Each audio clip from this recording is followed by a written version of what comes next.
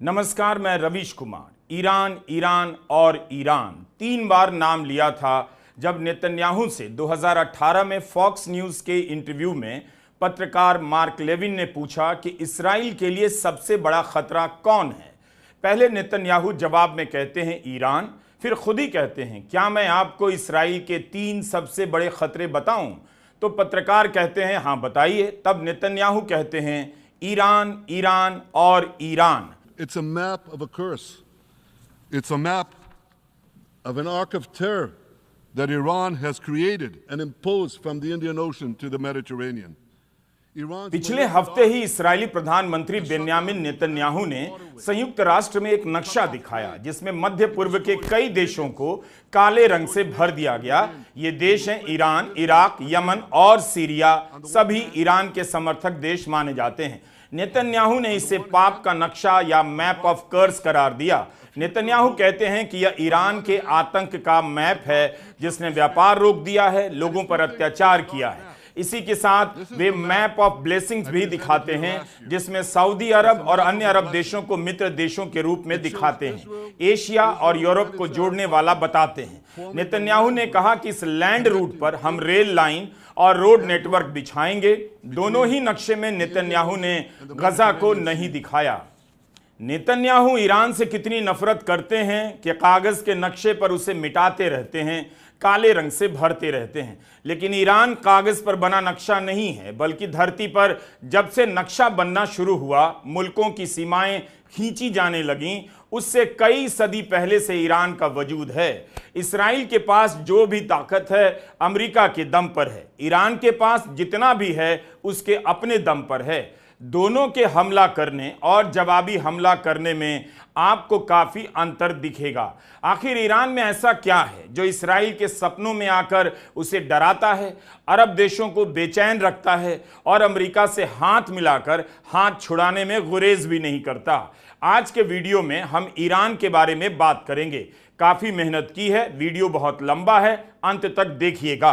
कुछ जानकारियां कम हो सकती हैं, मगर जो भी हैं आप उससे निराश नहीं होंगे। इसी शुक्रवार को 85 साल का यह शख्स अपनी जनता को यकीन दिलाने के लिए खुले में आ रहा है, जिसके बारे में पश्चिमी मीडिया में खबरें चल रही हैं कि हसन नसरल्लाह की हत्या के बाद और इसराइल के हमले की आशंका के कारण इन्हें सुरक्षित ठिकाने पर रखा गया है, छिपा दिया गया है। इन सभी खबरों को नकारते हुए 25 साल के सुप्रीम लीडर और ईरान के धर्मगुरु ने ऐलान कर दिया है शुक्रवार को जुम्मे की नमाज का नेतृत्व खुद करेंगे। नमाज से पहले हसन नसरल्लाह की याद में अलग से प्रार्थना भी होगी।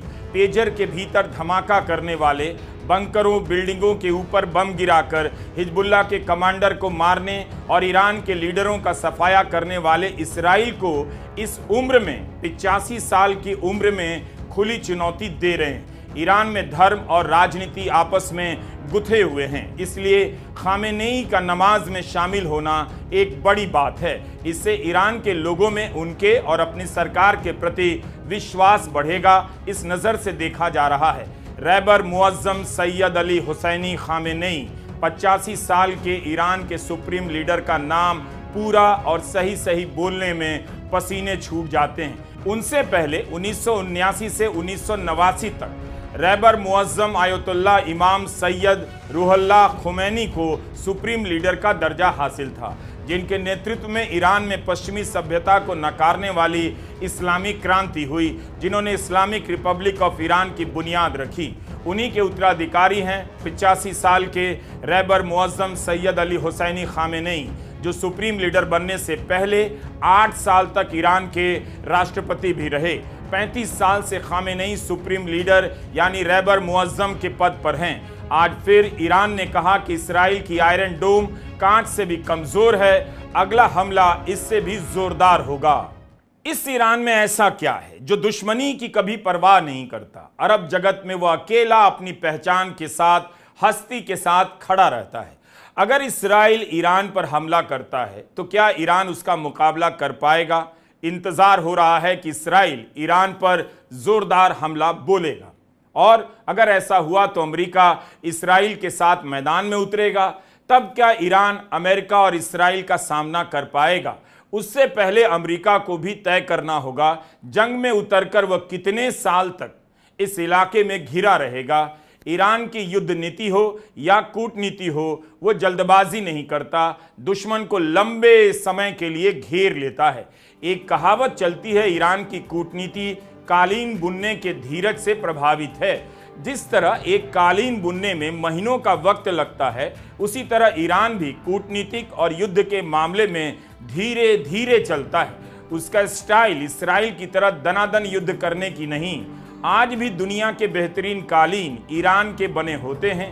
लंदन के म्यूजियम में दुनिया की सबसे बड़ी कालीन की नुमाइश है, वह ईरान की है। ईरानी कारीगरों में इतना धीरज नहीं होता तो महीनों लगाकर एक कालीन बनाने की कला वहां कब की मिट चुकी होती। प्रतिबंधों के कारण ईरानी कालीन उद्योग संकट में तो है। $2 अरब का निर्यात घटकर $50 मिलियन पर आ गया है, लेकिन अब भी यह उद्योग टिका हुआ है। सवाल है कि 50 साल से अधिक समय से प्रतिबंध और युद्ध करते रहने वाले ईरान का यह धीरज इस बार क्या इसराइल और अमेरिका की जुगलबंदी का मुकाबला कर पाएगा। जैसे अमेरिका इसराइल को नाराज नहीं कर सकता, क्योंकि उसके नेता, उसके संस्थानों में इसराइल की घुसपैठ है। इसराइल अमेरिका को एटीएम की तरह इस्तेमाल करता है, जो कहता है अमेरिका हां में हां मिलाता है। उसी तरह ईरान से दुश्मनी होने के बाद भी उसकी स्थिति ऐसी है कि ईरान पर हमला आसान नहीं होगा। अगर ईरान से मोर्चा खुल गया तो इलाके के बंदरगाह और कनाल प्रभावित होंगे और दुनिया का व्यापार ठप हो सकता है।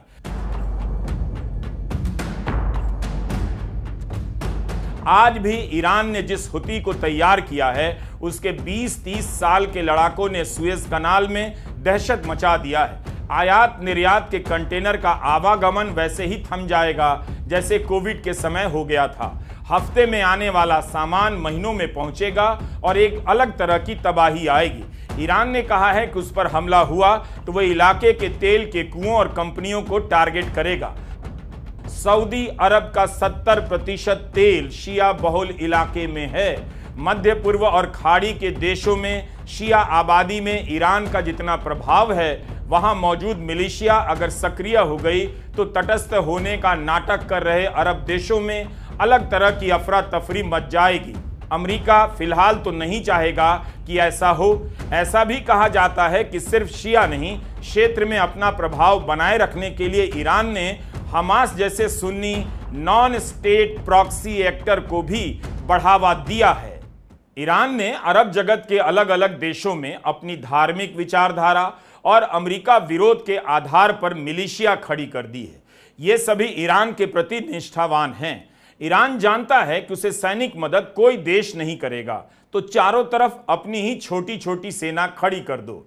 2014 में ईरान के अधिकारियों ने दावा किया कि वे 4 अरब राजधानियों को कंट्रोल करते हैं, बगदाद, बेरूत, साना और दमस्कस।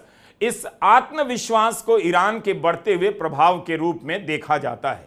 अगर ईरान के खिलाफ युद्ध हो गया तो ईरान अपनी बनाई हुई सैनिक टुकड़ियों से पूरे इलाके को अस्थिर कर सकता है। एक बात और समझनी चाहिए, इस पूरे इलाके में ईरान कई बार युद्ध करता है तो कई बार दूसरों पर छोड़कर अपना घर संभालने लग जाता है। आईसिस को मिटाने में अमेरिका का सहयोग करता है। सऊदी अरब के साथ ईरान ने डील की है। लेबनान, यमन और सीरिया में दखल रखने के अलावा ईरान ने भी अपना संपर्क दूसरे देशों में बढ़ाया है। पूर्व राष्ट्रपति ने कई देशों की यात्राएं की।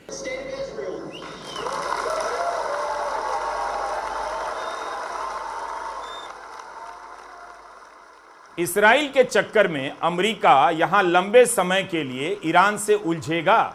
अमेरिका ने अफगानिस्तान और इराक में लंबे समय के लिए युद्ध लड़ा, मगर हासिल क्या हुआ? जिस तालिबान को मिटाने चला था उसी को सत्ता सौंपकर वहां पर अपना साजो सामान छोड़कर भागना पड़ा। जग हंसाई हुई। इस ट्रैक रिकॉर्ड के साथ अब अमेरिका फिर से इस इलाके में क्या जाएगा? अपने इलाके में दुश्मनी ईरान के लिए नई नहीं। अमेरिका से लंबे समय तक दोस्ती भी रही, From the first day, the American embassy Jimmy Carter कहा करते थे, अमेरिका के दो बच्चे हैं, एक सऊदी और एक ईरान, दोनों अमेरिकी सुरक्षा के दो स्तंभ हैं। इसे अमेरिका की ट्विन पिलर पॉलिसी कहा जाता था। एक दौर था जब अमेरिका के अलायंस का सबसे निकटतम सहयोगी ईरान था।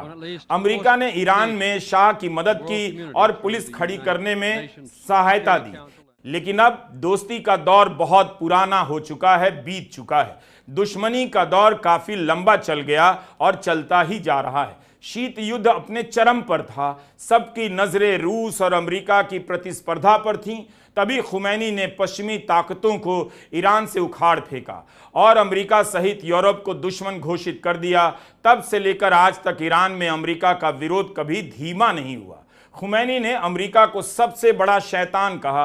दूसरे विश्व युद्ध के बाद दुनिया भर में नई नई संस्थाएं बनने लगी, नए नए अधिकार कायम हो रहे थे, धर्म और राजनीति को अलग किया जा रहा था, इसकी आंधी चल रही थी। और उसी दौर में ईरान में धार्मिक क्रांति हो जाती है।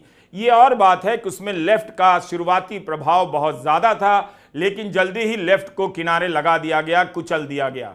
इस्लामी क्रांति की बुनियाद में केवल अमेरिका का ही विरोध नहीं था, यूरोप के देशों और पश्चिम की सभ्यता का भी पुरजोर विरोध था। जब पश्चिम की संस्कृति का प्रसार अति की सीमा पार कर गया और ईरान को लगा कि उसकी पहचान मिट रही है और अन्य आर्थिक स्थितियां खराब हो रही हैं, तब वहां के मुल्लाओं ने विरोध किया और अयातुल्लाह खुमैनी इस्लामी क्रांति के नायक बनकर उभरते हैं। क्रांति के कुछ महीनों के बाद क्रांति का प्रसार दुनिया भर में करने की नीति पर ईरान चलने लग जाता है। शिया बहुल इलाकों में जाना, संगठन खड़े करना, विचारधारा का प्रसार करना और उन्हें सैनिक प्रशिक्षण देना, यह सब होने लगा। ईरान का तैयार किया हुआ या ईरान की विचारधारा से प्रभावित मिलिशिया आज कई देशों में मौजूद है।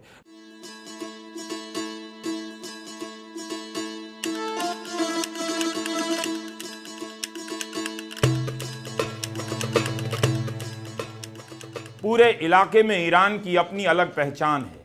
2500 साल पुरानी सभ्यता ने दुनिया को एक शानदार भाषा दी, जिसके हजारों शब्द हिंदी, उर्दू में आज भी इस्तेमाल होते हैं, अंग्रेजी में भी हैं।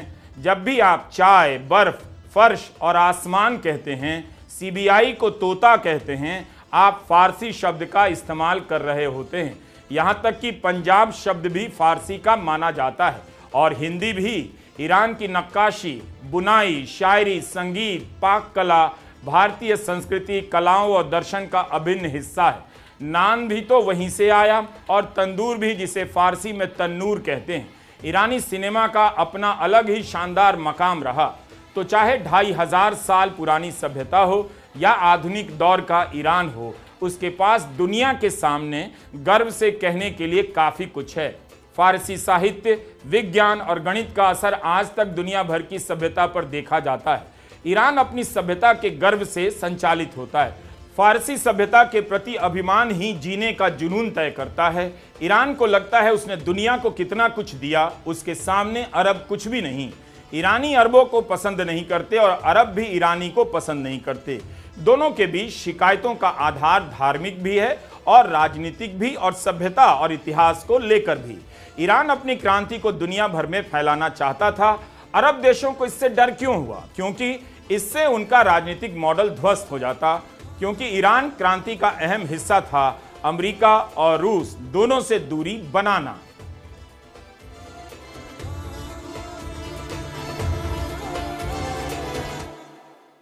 ईरान इस बात के लिए भी गर्व करता है कि वह कभी किसी का उपनिवेश नहीं रहा, गुलाम नहीं रहा। ईरान के पास तेल की कमाई से आई दौलत से सदियों पहले सभ्यता का इतिहास है। यही बात उसे इस इलाके के सभी देशों से अलग करती है और पश्चिम के मुकाबले खड़े होने की ताकत देती है। एक दौर था जब ईरान और इराक के बीच लंबा युद्ध चला। तब इराक के पीछे अरब के कई देश खड़े हो गए, क्योंकि वे सभी ईरान को चेक करना चाहते थे। ईरान इस्राइल से लड़ पाएगा या नहीं, कितने समय तक युद्ध में टिक पाएगा, इस सवाल का जवाब थोड़ा पीछे जाकर मिल सकता है। ईरान ने एक नहीं कई लड़ाइयां लड़ी, जब अमेरिका इराक के पीछे खड़ा था तब ईरान भी उसकी मदद करता था, क्योंकि ईरान नहीं चाहता था कि अफगानिस्तान और इराक दोनों जगहों पर सुन्नी हुकूमत कायम रहे। इन युद्धों में ईरान उलझता भी है और जब अमेरिका सहित दूसरे देश उलझ जाते हैं तो ईरान अलग होकर खुद को संभालने का समय निकाल लेता है। प्रतिबंधों के कारण आर्थिक मुश्किलें तो आईं, लेकिन अब ईरान ने उसके साथ जीना सीख लिया। 40 साल प्रतिबंध झेल कर भी उसका वजूद कायम है। ईरान हमेशा ही अकेला पड़ता रहा, फिर भी उसने धार्मिक विचारधारा को नहीं छोड़ा, लेकिन उसने एलिट फोर्स तैयार नहीं किया। पूरे समाज को ही अपनी विचारधारा से लैस कर दिया, युवाओं का इस्लामीकरण कर दिया। ईरान में इसका विरोध करने वालों को कुचल दिया जाता है। अभी हाल ही में पूर्व राष्ट्रपति इब्राहिम रईसी की हेलीकॉप्टर दुर्घटना में मौत हो गई। उनके बारे में कहा जाता है कि वे एग्जीक्यूशन स्क्वाड के चीफ थे, जिनके दस्तखत से सैकड़ों लोग मार दिए जाते थे। ऐसे लोग जो ईरान की सत्ता के विरोधी थे, राजनीति में धर्म के इस्तेमाल के विरोधी थे। हिजाब का विरोध करने वाली महसा अमीनी की संदिग्ध परिस्थितियों में एक अस्पताल में मौत हो जाती है। आमतौर पर माना जाता है कि सरकार ही उसकी मौत के लिए जिम्मेदार है। दुनिया भर में महसा अमीनी के लिए आवाज उठी थी। 16 साल की निका शकरामी को मार दिया गया।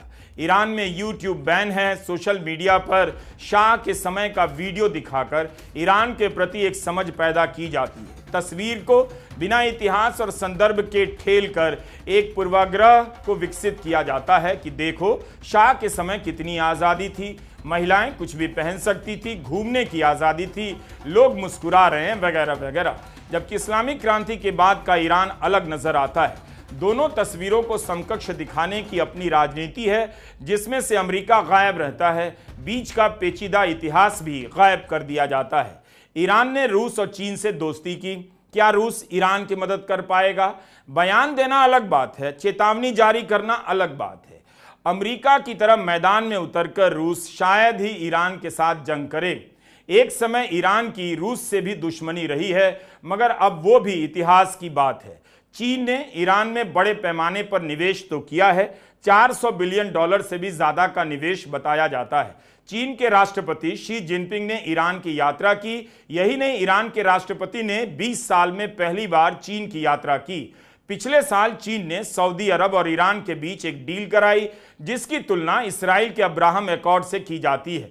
तब कहा गया कि बीच बचाव का जो काम अमेरिका करता था, अब चीन करने लगा है। लेकिन चीन कहां नजर आ रहा है? इसके बाद भी यह सवाल है कि अगर युद्ध हो गया तो क्या चीन अपनी सेना भेजेगा, सैनिक सामानों से ईरान की मदद करेगा? इसका एक ही जवाब है, मध्य पूर्व की लड़ाई में कभी चीन युद्ध में उतरा है? यूक्रेन के खिलाफ रूस की मदद के लिए ही सही, चीन जंग में नहीं उतरा। चीन अपने निवेश और कारोबार के जरिए इन इलाकों में विस्तार तो कर रहा है। वह खतरा या चुनौती बना रहता है, लेकिन अमेरिका की तरह युद्ध का ऐलान करने, मिसाइलें दागने की जल्दबाजी नहीं करता। कम से कम इस इलाके में तो इसकी संभावना कम दिखती है कि चीन जंग में कूदेगा। ईरान को पता है कि इस जंग में उसे अपने ही दम पर और अकेले मुकाबला करना होगा। अल जजीरा ने इसराइल और ईरान की सैन्य क्षमताओं की तुलना की है। इसमें ईरान का पलड़ा भारी बताया गया है। बेशक टेक्नोलॉजी के मामले में इसराइल को बढ़त है, लेकिन आधुनिक विश्व में टेक्नोलॉजी से कोई भी युद्ध पूर्ण रूप से जीता नहीं जा सका है। जरूर अमेरिका की मेहरबानी से इसराइल के पास आधुनिक जहाज और एयर डिफेंस सिस्टम हैं जो ईरान से कहीं बेहतर हैं, लेकिन ईरान ने उसके इलाके में मिसाइलें भेजकर उसकी सीमाओं को भी उजागर कर दिया है। अमेरिकी विश्लेषक मीडिया में कहते हैं इसराइल इसलिए युद्ध कर पा रहा है क्योंकि अमेरिका तकनीक, हथियार और पैसा दे रहा है। लेकिन टीवी पर ईरान के समर्थक गर्व से कहते हैं प्रतिबंध के बाद भी ईरान ने अपने हथियार खुद बनाए, अपनी सैनिक व्यवस्था विकसित की और अपने दम पर इसराइल से लेकर अमेरिका की ताकत के सामने खड़ा है। नेटो और अमेरिका के पास कौन सा हथियार नहीं है, टेक्नोलॉजी नहीं है, लेकिन तब भी अफगानिस्तान में, इराक में इनकी दुर्गति को कोई नहीं रोक सका। यूक्रेन में 2 साल से लड़ ही रहे हैं, कोई अंजाम नहीं। बेतहाशा बम गिराने से और किसी इमारत पर बम गिराकर उसमें बैठे कमांडर को मार देने से जीत का जश्न नहीं मना सकते। सब जानते हैं कि हिजबुल्लाह की जगह कोई और आ जाएगा, खमैनी की जगह कोई और आएगा। ईरान और इसकी मिलिशिया के कमांडर की हत्या का सिलसिला कब से ही चला आ रहा है, लेकिन आज तक इसराइल अपने आप को विजेता घोषित नहीं कर पाया। टेक्नोलॉजी के इस्तेमाल से इसराइल पेजर में धमाका कर सकता है, मोबाइल फोन में पेगासस डालकर किसी को नहाते हुए देख सकता है, विपक्ष के दो नेताओं की बातें सुन सकता है। लेकिन अगर इसी से वह विश्व विजेता बन जाता तो 1 साल से अपनी सीमाओं के चारों तरफ बौखलाया हुआ नजर नहीं आता। ईरान ने इसी बीच अपनी ड्रोन इंडस्ट्री भी विकसित कर ली है, रूस को ड्रोन दे रहा है। ईरान ने भी घोषित नहीं किया, लेकिन परमाणु क्षमता होने के कारण ही अमेरिका ने उस पर प्रतिबंध लगाया। अमेरिका का कहना है कि ईरान ने अभी परमाणु हथियार तो नहीं बनाया, लेकिन इतना करीब है कि 1-2 हफ्ते में बना सकता है। इसराइल के बारे में भी कहा जाता है कि उसके पास परमाणु हथियार हैं। रूस के पास भी परमाणु हथियार हैं, तब भी यूक्रेन के साथ 2 साल से युद्ध चला जा रहा है। परमाणु हथियारों के विकल्प पर अभी बात नहीं करनी चाहिए। 2015 में ओबामा ने ईरान से न्यूक्लियर डील साइन की, जिसके तहत ईरान ने माना कि वो परमाणु हथियार विकसित नहीं करेगा। इसे ट्रंप ने 2018 में रद्द कर दिया।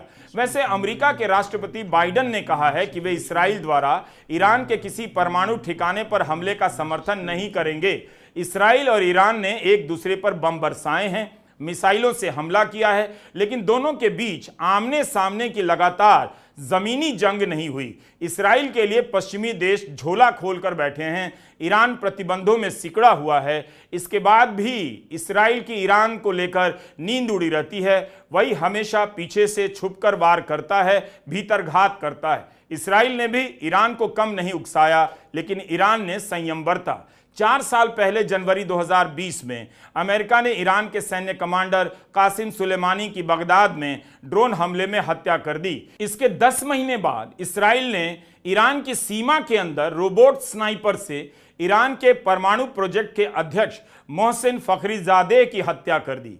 इसी साल 31 जुलाई को तेहरान में हमास के वरिष्ठ नेता इस्माइल हनिया ईरान के नए राष्ट्रपति के शपथ समारोह के बाद अपने आवास पर जाते हैं। अगली सुबह हमले में मारे जाते हैं। ईरान ने इस हमले को अपने देश पर एक सीधा हमला माना, लेकिन फिर भी उसने जवाबी कार्रवाई नहीं की। अली खामेनेई ने हानिया के जनाजे की नमाज पढ़ी। सीरिया में ईरानियन रेवोल्यूशनरी गार्ड्स के 2 वरिष्ठ अधिकारियों समेत 1 दर्जन से अधिक सदस्यों की हत्या कर दी जाती है। अप्रैल 2024 में दमिश्क में ईरानी दूतावास पर बम से हमला किया गया, 16 लोग मारे गए। विशेषज्ञों का कहना है कि इस घटना पर भी तत्काल प्रतिक्रिया न देकर ईरान अमेरिका पर गजा में सीज फायर के लिए कूटनीतिक दबाव डाल रहा था, लेकिन उसका कोई असर नहीं हुआ। उल्टा इसराइल ने अपने युद्ध को और फैला दिया और लेबनान पर हमला कर दिया है। हिजबुल्लाह पर पेजर हमला हुआ, कुछ दिन बाद ही बेरूत पर बमबारी हुई। रिहायशी इलाकों को भी नहीं बख्शा गया और अमेरिका ने यह भी नहीं कहा कि जो लेबनान में मारे गए हैं उनकी निंदा की जाए। हिजबुल्लाह के शीर्ष नेता हसन नसरल्लाह समेत कई 100 लोग मारे गए हैं, कई 100 लोग घायल हुए हैं, विस्थापित हुए हैं। यह न सिर्फ हिजबुल्लाह बल्कि ईरान के लिए भी एक भारी क्षति है। इस घटना ने ईरान को पूरी तरह मजबूर कर दिया। अब तक की तमाम बड़ी घटनाओं पर ईरान ने घातक प्रतिक्रिया नहीं दी, लेकिन अब चुप रहना उसके लिए नामुमकिन हो गया। नसरल्लाह के मारे जाने से ईरान की कमजोरी सामने आ चुकी है। यह उसकी बहुत बड़ी असफलता है। इसी की भरपाई करने के लिए शायद ईरान ने 200 मिसाइलें दागी। और अंत में ईरान से जुड़ा एक किस्सा सुनाना चाहता हूं। 1971 में ईरान में एक पार्टी हुई। ऐसी पार्टियां अब भारत में होने वाली शादी की बराबरी कर सकती हैं या नहीं, मगर उस पार्टी के कारण ईरान में शाह के खिलाफ आक्रोश फट पड़ा। इस्लामी क्रांति से पहले पैसा शाही क्लास के पास ही था, आम जनता के पास खाने के लिए नहीं, लेकिन रूलिंग क्लास के पास बेशुमार दौलत। अक्टूबर 1971 में परसेपोलिस शहर में फारसी साम्राज्य के 2500 साल पूरे होने का जश्न मनाया जा रहा था। उस जमाने में 120 मिलियन डॉलर खर्चा हुआ 4 दिन के कार्यक्रम पर। दुनिया भर से राजनेता, हॉलीवुड के स्टार बुलाए गए, अनगिनत रोल्स रॉयस कारें मंगाई गई। जश्न के लिए अलग अलग देशों की इवेंट कंपनियों को ठेके दिए गए ताकि आयोजन भव्य हो। पैसे का ऐसा जलवा देखकर भूखी जनता बेसब्र हो गई, गुस्से में आ गई। गनीमत कि उस समय ईरान में भारत की तरह गोदी मीडिया नहीं था, वरना उस जश्न को शादी की तरह कवर करने लग जाता, एक एक इवेंट का कवरेज करता। बहरहाल कहा जाता है कि उस समय के ईरान के हर विभाग में अमेरिकी एजेंट ही फैसला किया करते थे। यह भी कहा जाता है कि इंग्लैंड और अमेरिका की खुफिया एजेंसियों ने वहां तख्ता पलट कराया, जिसके बाद 1953 में शाह को तख्त पर बिठाया गया। तभी से शाह को अमेरिका के वफादार के रूप में देखा जाने लगा। अब अगर ईरान के साथ अमेरिका युद्ध करने उतरेगा तो जरा आप अपनी जेब की भी चिंता कीजिएगा। भारत में बाजार गिरने लगा है, चीजों के दाम बढ़ने लगे तो पहले से ही महंगाई के लंबे दौर ने आपको खोखला कर दिया है, बचत उड़ गई है, मुसीबत और बढ़ सकती है। बाकी आप इतना लंबा वीडियो देखते हैं जिसके लिए हमने इतनी मेहनत की, आपकी समझदारी पर हमें जरा भी शक नहीं, कभी कभी बहुत गर्व होता है। नमस्कार, मैं रवीश कुमार।